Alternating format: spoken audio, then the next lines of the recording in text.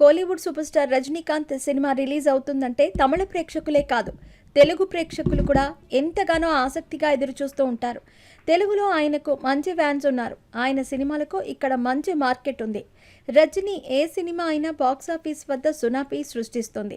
2003లో వచ్చిన జైలర్ సినిమాతో రజనీకాంత్ సూపర్ సక్సెస్ని అందుకున్నారు. అటు తమిళంలో కాక తెలుగులోనూ 100 కోట్ల వసూలు సాధించిన సినిమాగా చరిత్ర సృష్టించింది జైలర్. తమిళ్ డబ్బింగ్ సినిమా అయినా తెలుగులోనూ సూపర్ హిట్ అవటం అన్నది రజనీకాంత్ సినిమాలకే సాధ్యం. ఇప్పుడు ఈ సినిమా నుంచి సీక్వెల్ రానుంది. జైలర్ 2 సినిమా నుంచి ఒక అప్డేట్ బయటకు వచ్చింది. అదేంటన్నది ఇప్పుడు చూద్దాం. కోలీవుడ్ సూపర్ స్టార్ తలైవా నెల్సన్ దిలీప్ కుమార్ దర్శకుడిగా జైలర్ 2 సినిమాను రూపొందిస్తున్న సంగతి తెలిసిందే. జైలర్ మూవీకి సీక్వెల్గా ఈ సినిమా రానుంది. కళానిధి మారన్ ఈ సినిమాను నిర్మిస్తున్నారు.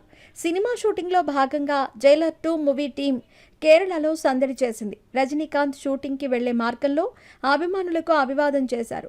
ఈ సినిమాలో కీలక పాత్ర పోషిస్తున్న రమ్యకృష్ణ షూటింగ్లో పాల్గొనడం విశేషం. ఈ సినిమా షూటింగ్ మొదలైనట్లు ఫోటోను రమ్యకృష్ణ సోషల్ మీడియా వేదికగా అభిమానులతో పంచుకుంది.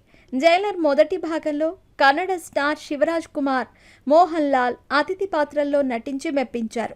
జైలర్ 2 సినిమాలో అతిథి పాత్రలో నటించే వారి వివరాలు తెలియాల్సి ఉంది.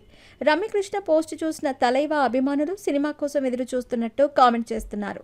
జైలర్ మొదటి భాగంలో కూడా రమ్యకృష్ణ తలైవా సరసన నటించారు. ఆమె సూపర్ పర్ఫార్మెన్స్తో సినిమా మరో స్థాయికి వెళ్ళింది.